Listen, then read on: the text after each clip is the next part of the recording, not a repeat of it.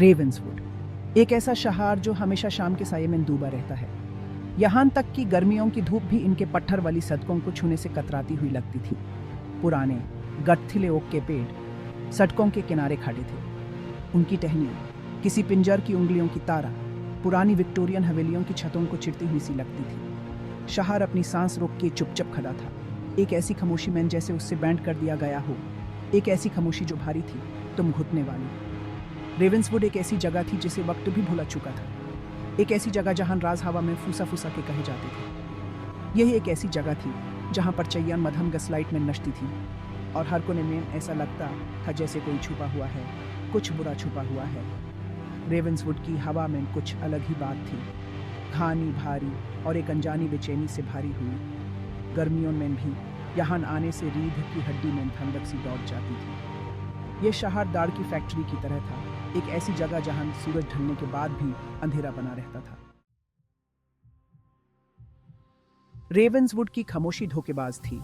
यह किसी सोते हुए शहर की शांति नहीं थी, यह अंधी से पहले की चुप जैसी थी। एक ऐसी खामोशी जहां लगदी के फर्श के हर किलकने की आवाज और खिड़की से बाहर पत्तों की सरसराहट साफ सुनाई देती थी। दरवाजे खुलते थे बस कुछ देर बाद जोर से बंद होने के लिए।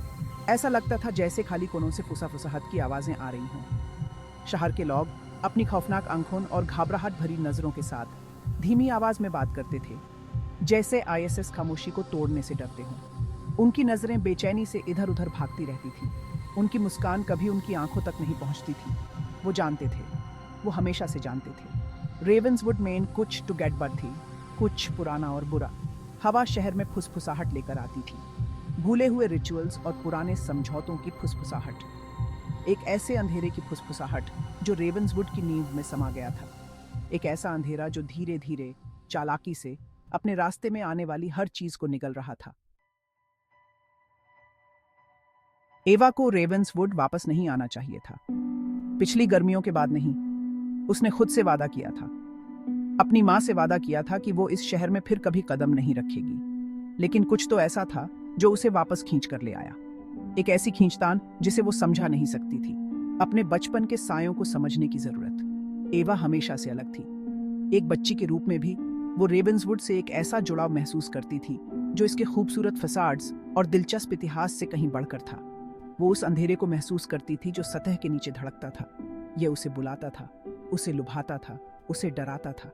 वो रेवेंसवुड वापस आई एक जवान औरत के रूप में, ज्ञान की प्यास और उस बहादुरी के साथ जो उसे इस शहर के भयानक रहस्यों से जूझते हुए मिली थी। वह रेवेंसवुड के रहस्य को सुलझाने के लिए, फुसफुसाहट और सायों के पीछे के सच को उजागर करने के लिए दृढ़ थी। उसे क्या पता था कि कुछ सच दफन ही रहने के लिए होते हैं और कुछ राज आपको ढूंढ ही लेते हैं, चाहे आप कितनी भी दूर भाग जाएं। Section 4, Emily's diary, a window to the past. Ravenswood library भूले हुए ज्ञान का खजाना था। धूल से सनी किताबें अलमारियों में भरी पड़ी थीं, उनके चमड़े के कवर उम्र के साथ फट गए थे। हवा में सड़ते हुए कागज और भूले हुए रहस्यों की गंध भरी हुई थी। यहीं पर लाइब्रेरी के भरे हुए सन्नाटे में एवा को एक सुराग मिला।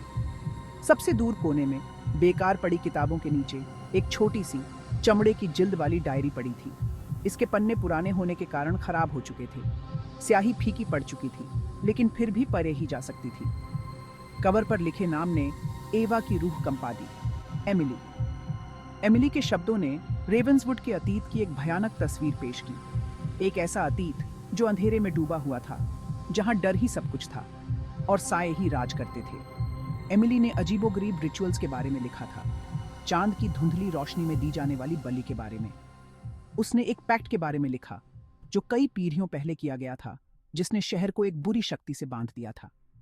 एक ऐसी शक्ति जो अपने एहसान के बदले में एक भयानक कीमत मांगती थी। जैसे जैसे एवा एमिली की डायरी में और उतरती गई, उसे बढ़ते हुए डर के साथ एहसास हुआ कि वो जो अंधेरा महसूस कर रही थी वो सिर्फ उसकी कल्पना नहीं थी, यह सच था और यह उसके ख्याल से भी ज्यादा पास था।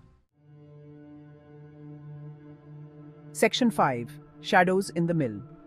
शहर के बाहरी इलाके में पुराना मिल खड़ा था, एक विशाल साया जो धुंधले आसमान के सामने था। यह फुसफुसाहट और सायों की जगह थी, एक ऐसी जगह जहां बहादुर से बहादुर इंसान भी जाने की हिम्मत नहीं करता था। लेकिन एवा जिन रहस्यों का उसने पर्दाफाश किया था, उनसे प्रेरित होकर जानती थी कि उसे खुद जाकर देखना होगा। जैसे जैसे वो मिल के करीब पहुंच रही थी, हवा और ठंडी होती जा रही थी। सड़न की गंध तेज होती जा रही थी, जो उसके गले में किसी भूत के हाथ की तरह चिपक रही थी। खिड़कियां तख्तों से बंद थीं, लेकिन वो हवा को दरारों से सीटी बजाते हुए सुन सकती थी, जैसे कोई दर्दनाक रोना हो। उसने किटकिटाते हुए दरवाजे को धक्का दिया। अंदर अंधेरा था, सिर्फ तख्तों से बंद खिड़कियों की दरारों से रोशनी आ रही थी। धूल के कण हवा में नाच रहे थे, छोटे छोटे भूतों की तरह घूम रहे थे। हवा में फफूंदी और सड़न की गंध भरी हुई थी। जैसे ही वो मिल के अंदर गई, उसे एक मौजूदगी का एहसास हुआ, कुछ ठंडा और देखने वाला।